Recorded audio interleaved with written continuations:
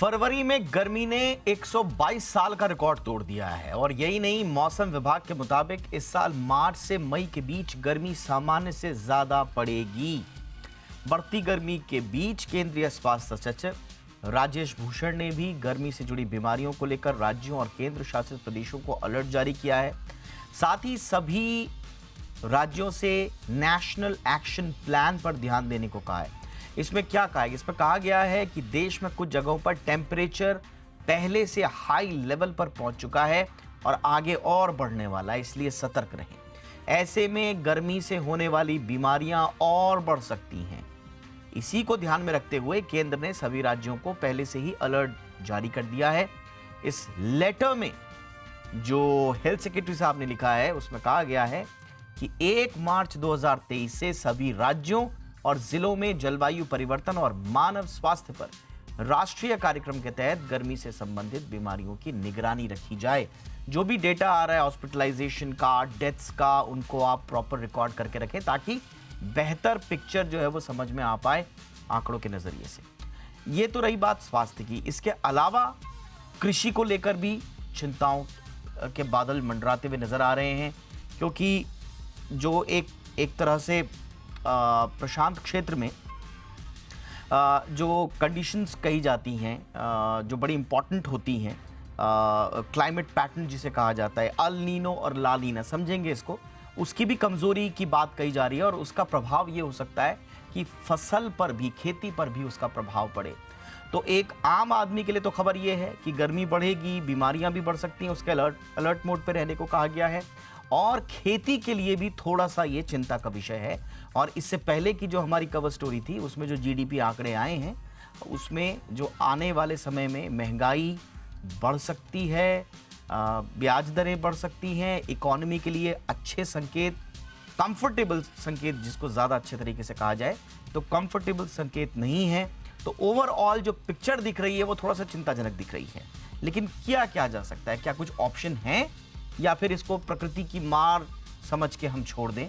इस पर बातचीत करने के लिए इस वक्त हमारे साथ आईएमडी के पूर्व डीजी डॉक्टर केजे रमेश मौजूद हैं। रमेश सर, गुड इवनिंग, बहुत बहुत स्वागत है सर आपका। सर, ये 122 साल में फरवरी में इतना टेम्परेचर बढ़ गया, ऐसा क्या हो गया सर? मतलब जलवायु परिवर्तन की बात हम सुन रहे हैं लगातार, मानवीय हस्तक्षेप हम सुन रहे हैं लगातार, लेकिन ऐसा क्या हो गया कि 122 साल का रिकॉर्ड टूट गया सर फरवरी में? और फिर मैं इसके बाद आपसे पूछूंगा कि फिर आगे क्या होने वाला है, लेकिन पहले फरवरी की गर्मी का विश्लेषण कर दें सर। फरवरी का देखेंगे, पिछले 2 सालों में भी साउथ में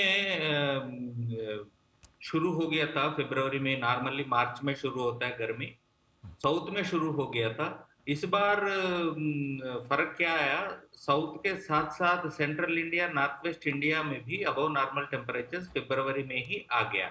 उसका रीजन ये है, जो नॉर्मली जो 3-4 वेस्टर्न डिस्टर्बेंसेस आते हैं उसकी साथ साथ नॉर्थ इंडियन प्लेन्स में पंजाब से वेस्ट यूपी तक हिल्स में बारिश होता था। अब वेस्टर्न डिस्टर्बेंसेस आ रहे हैं, बट बारिश और स्नोफॉल जो है ओनली पहाड़ी क्षेत्रों में ही सीमित रह गया है। प्लेन्स में सिर्फ वी हैड एक ही स्पेल था पूरा सीजन में अभी तक। सो उसकी वजह से प्लेन्स में ड्राईनेस है।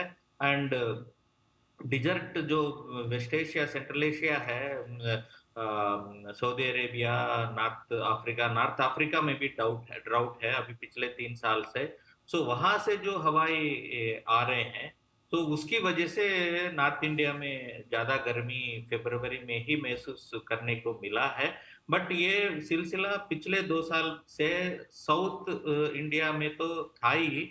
अब इस साल जो है ड्राइनेस ज्यादा होने की वजह से पश्चिमी गड़बड़ी जो जिसको कहते हैं आप, उसकी इम्पैक्ट जो है प्लेन एरिया में नहीं होने की वजह से, और dry area north Africa and central Asia, gulf से जो हवाएं आ रही है उसकी वजह से ड्राइनेस नॉर्थ इंडिया में फरवरी में बढ़ गया है। उसकी वजह से अबव नॉर्मल टेम्परेचर्स देखने को मिला है। यानी कि मोटा मोटा समझें तो आप कह रहे हैं तो पिछली जो सर्दियां अभी जो गई हैं उसमें उतनी ज्यादा बर्फ भी नहीं पड़ी, उतनी ज्यादा बारिश भी नहीं हुई।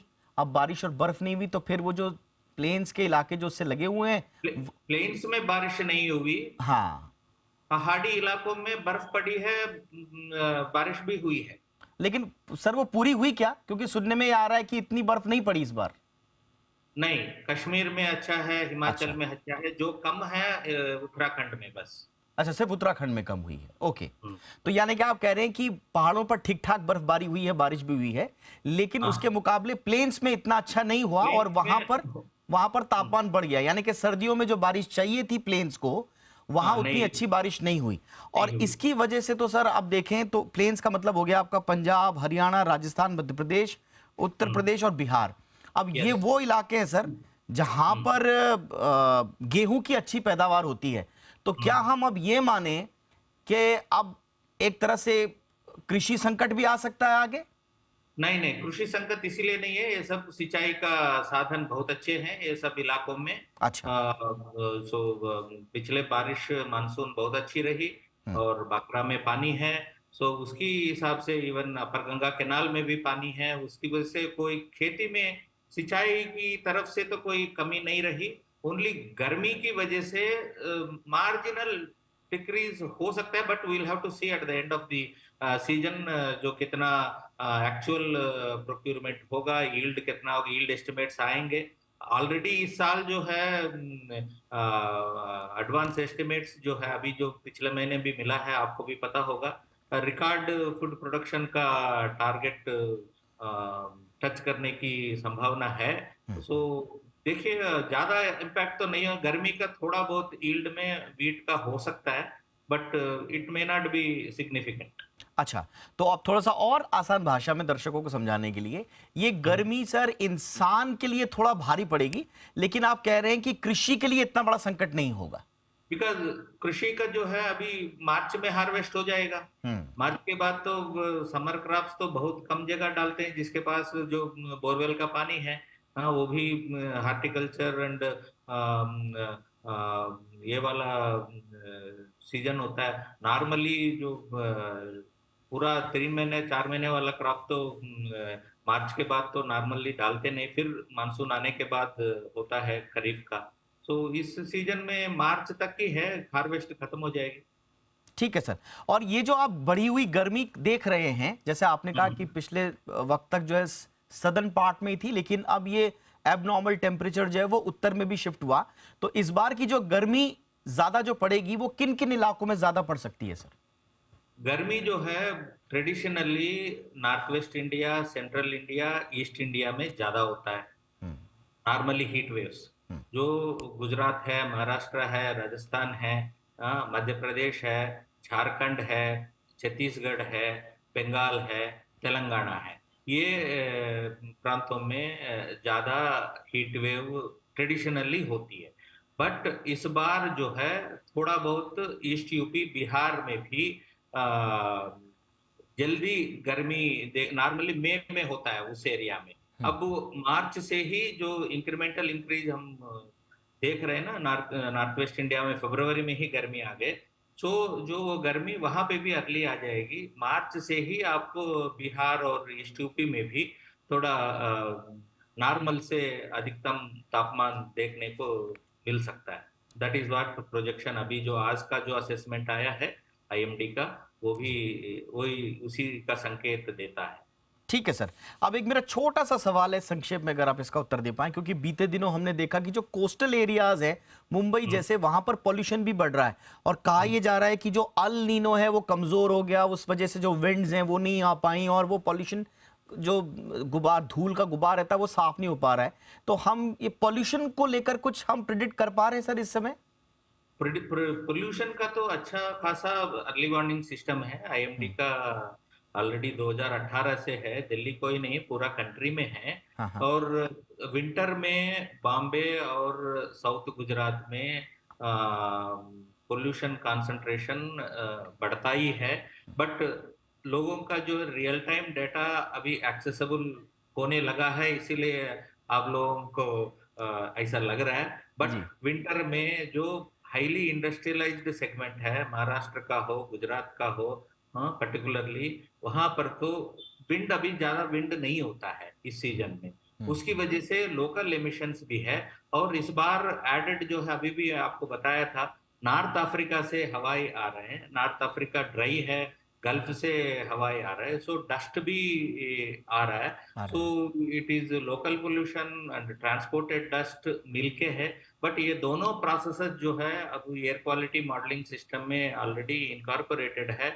उसका कोई दिक्कत नहीं, आपका आईएमडी वेबसाइट में देखिए मिलेगा information. And real time data अभी पूरा कंट्री में एयर क्वालिटी डाटा हर 15 मिनट में, 1 घंटे में अपडेट हो रहा है। उसकी वजह से आपको ऐसी लग रहा है अभी बॉम्बे में देखने को मिला है। बॉम्बे को विंटर में बॉम्बे और गुजरात में एयर क्वालिटी डिटोरेट होता ही है। ठीक है सर, ये थैंक यू। एल नीनो लानिना से कोई लिंक नहीं है उसका। अच्छा, ठीक है सर, बहुत बहुत शुक्रिया सर। आपने बड़े ही क्योंकि मौसम से जुड़े हुए ऐसे प्रश्न होते हैं आम आदमी के समझ में आते नहीं हैं, लेकिन आपने कृषि के मोर्चे पर, आम आदमी के लिए और पॉल्यूशन, तीनों मोर्चों पर बहुत आसानी से उसका जवाब दिया। Thank you so much sir, बहुत बहुत शुक्रिया आपका।